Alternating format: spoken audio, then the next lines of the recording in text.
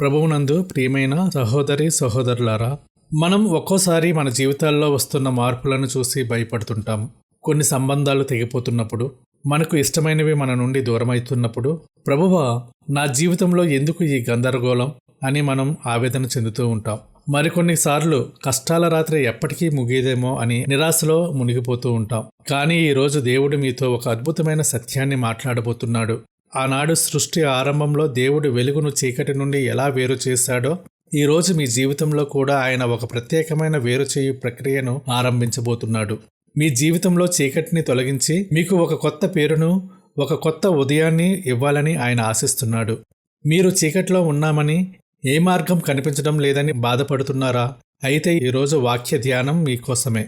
మీ రాత్రి ముగిసి దేవుని కృప అనే ఉదయం మీ జీవితంలో ఎలా ఉదయించబోతుందో ఈరోజు మనం చూడబోతున్నాము. ప్రశాంతంగా, నిశ్శబ్దంగా ఆ సృష్టికర్త